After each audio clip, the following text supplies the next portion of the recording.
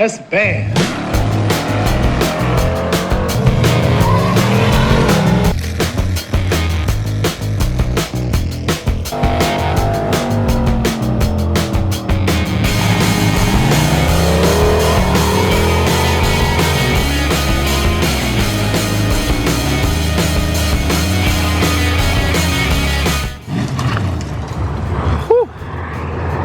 What's up, guys?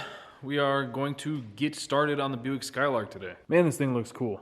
It looks like she's been around the block. Actually, you know what? Quick story time. So in the video where we went and picked this thing up, I told you what the guy I got it from told me about the history of the car. Turns out that the guy he got the car from watches the channel. What's up, dude? Appreciate all the info. And real small world car community up here in Michigan. Seems like everybody knows each other. Anyway, he was like, yeah, everything that guy told you, total crap. Especially when it comes to old cars like this one. This one's 51 years old now. Crazy. It's just, it's so fun for me to learn the history of the car. And like, I had thought about just kind of throwing the car together, making it a runner, and flipping it to fund other stuff, even though I absolutely adore these body styles.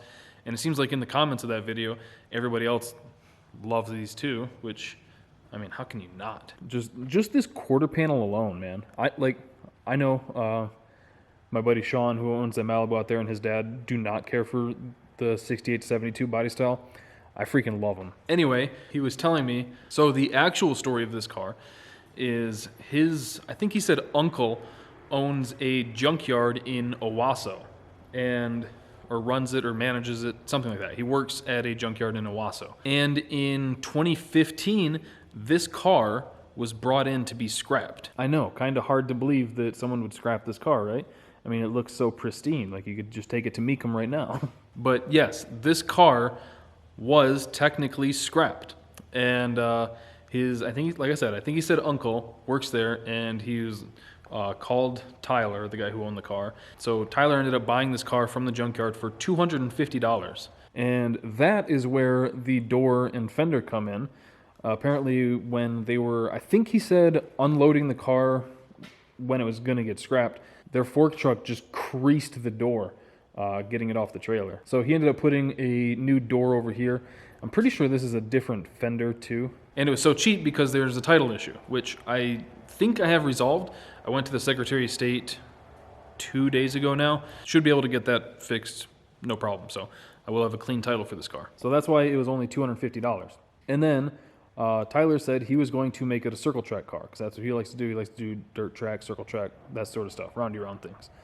But it was too clean of a car for him to feel comfortable smashing up.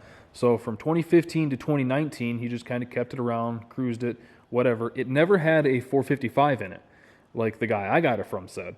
So the story that the guy I got it from was he went down to Kentucky, bought the car because it had a correct date-coded engine for the car he was restoring, and he brought it back up and drove it for a little bit until he was ready to pull the engine out. That's the story he told me. The correct story is this car only ever had a 350 in it that rod knocked like a motherfucker. I'll put in a couple pictures and videos he sent me of from like 2015 to 2019 when he owned it.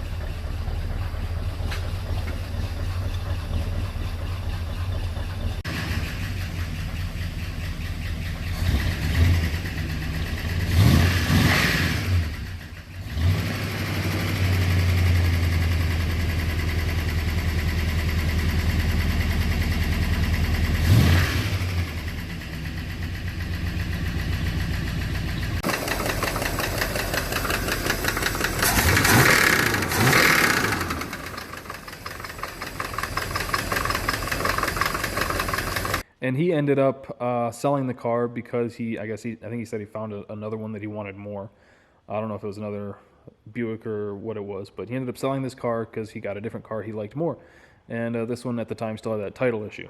So this car was scrapped. It was saved from the junkyard, like probably days away from being crushed. And Tyler pulled it out of there and then drove it, beat on it, enjoyed it for 4 years, and then sold it to our villain of the story, who was basically going to cut it up and part it out, and then I saved it for a second time. So this car escaped death twice, and that's what makes me really love this car now, is it just has such an interesting story. And who knows what happened for like the 40 years before all of that too. But to think that this car was going to get crushed and then saved, and then it was going to get sawzawed up. And like, I believe that part of what the guy told me is that he would have cut it up because he had other cars there that were already cut up. So I just thought that was really cool that this car has escaped death twice now. And hopefully we can get it back on the road to a point where it will hopefully, not for a long time, have to worry about that again. So I think we need some sort of name that kind of fits that. You know, the whole escaping death, almost getting crushed in the junkyard. I think that would be pretty rad. But today, what I'm trying to tackle with this thing, I sat the fenders and everything on it just to kind of get them out of the way while I was cleaning the garage the other day. So, going to pull those back off, pull the AC box off, just clean up the firewall. I'm not going to cut up the wiring. I'd like to leave that all intact. Probably pull the inner fender off of that one because we don't need inner fenders where we're going. And probably start like wire wheeling and painting some things. I got some black chassis paint sitting over there on the 55. Yeah, this stuff I think works really well. It's pretty durable. Like, I've tossed hammers and stuff on frames that have been painted with this, and it hasn't really scratched it. I haven't like tried beating the heck out of it, but it's pretty durable. And because I'm still kind of a scumbag deep in my soul, still a scumbag, I still like to engage in automotive speed contests, you know. I think this car, since it's, I don't want to say complete, because we're about to rip the seats and everything out of this, but it has all the glass and most of the trim. I have all the door panels. This thing's complete. This is going to be the street car. This is going to get the 4L80 out of this. This is going to be, fuck. That means it's going to get the good shifter that I just bought for this thing too. Oh well. This might become a long-term car. I think there's a very good chance this becomes a long-term car. I think I'm going to put the blower on this. That's street car, cruiser, just light up the tires. This thing is already gutted, right? Like, this thing is gutted. Very little here. Very, very little here. 55 is going to become the race car, okay? That probably won't be until next winter, just because, you know, money. Not really just kind of growing on trees around here. But this thing, not really like full tube chassis deal, but more of like a heavier drag and drive sort of thing. But this is going to be mostly the race car, which, oh man, I'm so horny for that. I told you the story when I first went and picked that thing up. The first race car I remember really seeing and being around was a 55 Chevy. This guy that my dad used to work with, Lanny. And actually, small world, I bought that car from Lanny's dad, so that's kind of amusing. So to me, in my stupid little brain, 55 Chevys are race cars. 57s are cruisers, 55s are race cars. So this thing's going to be, I would like it to be kind of rowdy. Probably going to put the 88mm turbo on that, which is not over here anymore. It is up here. So here is our Precision 88, and that is a 7875. And then, like I said, I think we're going to put the blower on the Skylark. And I think that thing will just be so sick. Plus, if I cut a hole in the fender of the fiberglass front end, nobody's going to care. Anyway, enough about that. Kind of got sidetracked there for a bit. I never really think I'm a talker until I start talking about cars. We're going to get started on this thing, pull the front end back off it, like I said, clean up the firewall, and wire wheel where we need to, spray it with some chassis paint, and hopefully this thing's looking good. And I need to check a set of motor mount adapters I have to see if they'll work with these ones. I think they will, but I don't know for sure. So we'll see. First, I'm going to pull it apart.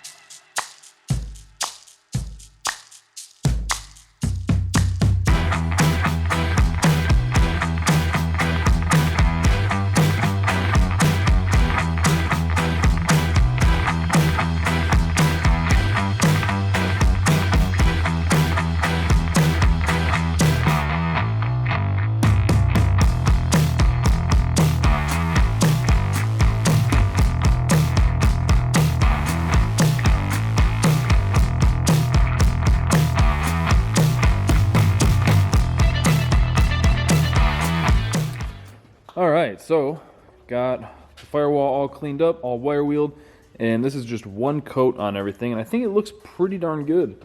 There's a couple, 2-3 runs through there, but luckily that'll all be pretty much hidden.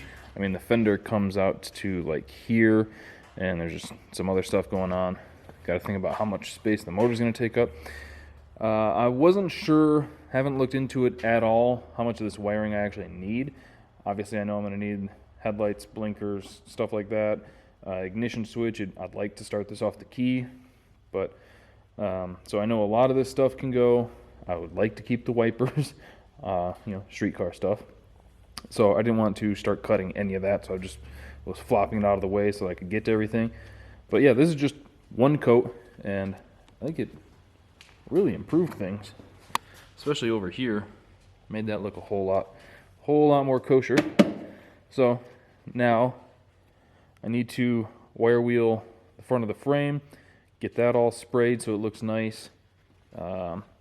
I don't know. I am very guilty of just welding these onto the K-member there too. So I don't know if I need to or can reuse those.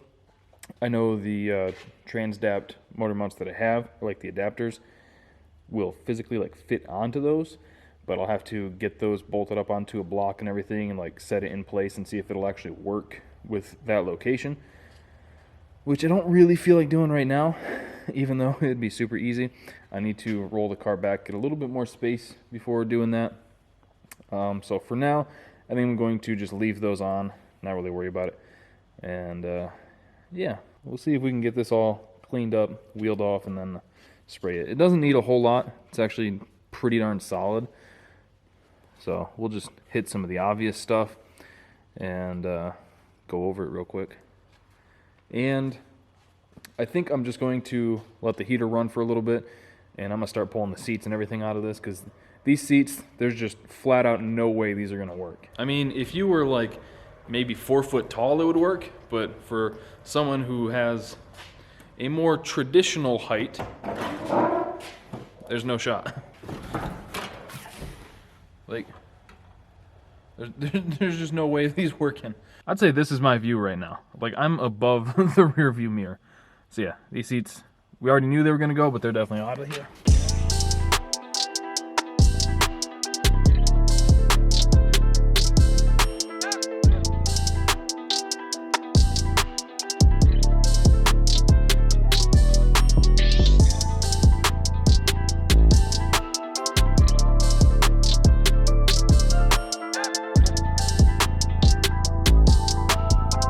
You know, honestly, this back seat's really not too terrible.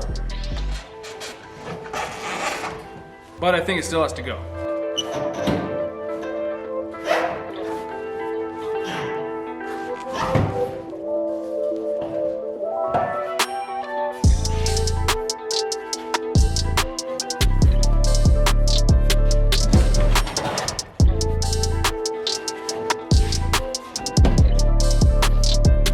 All the windows work. I've already had that one down, so that's nice. Everything back here looks like it's in good shape. Ooh, we finding tools.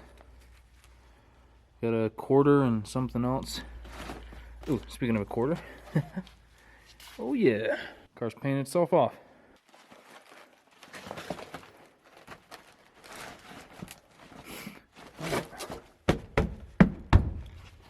Yeah, from what I can see so far, the floor looks like it's in pretty good shape. Trans mount. Oh, nope. No, we do need a patch here.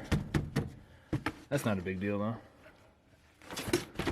And I hate to do it, but I might have to pull this headliner out. It's just sagging way too much. I think the this should have those rods that go across, I believe. And I bet the sleeve that they go in probably just ripped. But I might say screw it and just leave it alone, because, you know, looking at it like this, I don't know how it looks on camera, but looking at it like this, like you can tell it's drooping, but it's all one piece. So we might just leave that untouched. So yeah, I know the floor over there, that's where I looked when I went to buy the car. Oh, check it out. Scored a a pretty clean 71 bumper. You can see the 72 has these rubber deals going around the light, and these ones are all nice and chrome. Just has a little bit of surface stuff on it that I can pull off. I'm gonna get that tossed on there. So we do have some new motor locators. That's pretty cool. I never noticed those. I did see these window cranks though, which I think we have an extra because all these ones have them. And then just got to put that one on. And the door handle, I sat back here. So yeah, looks like everything back here is nice and good and solid. We got a hole up there. I don't know about anything under here. And this section of the floor, I'm pretty sure, yeah. There's that one. Yeah.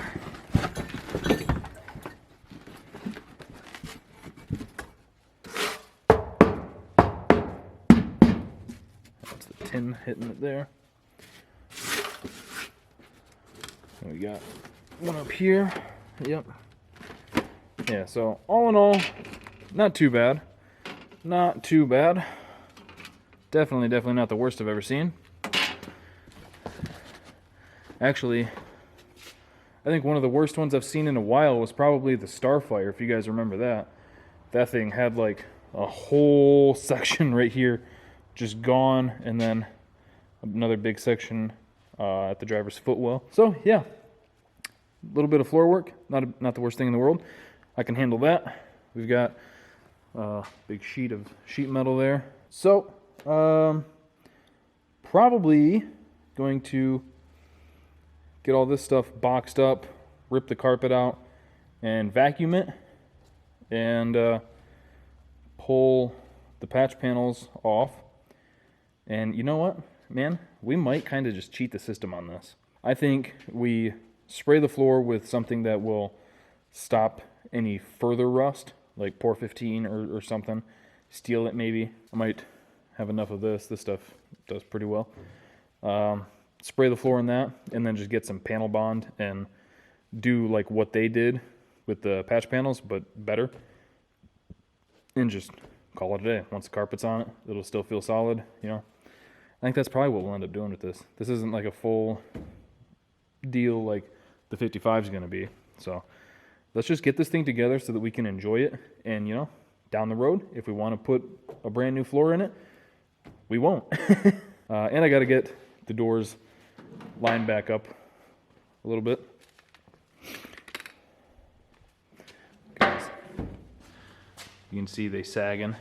I think that overall, I'm still pretty stoked on this car, and we should be able to throw it together relatively quickly.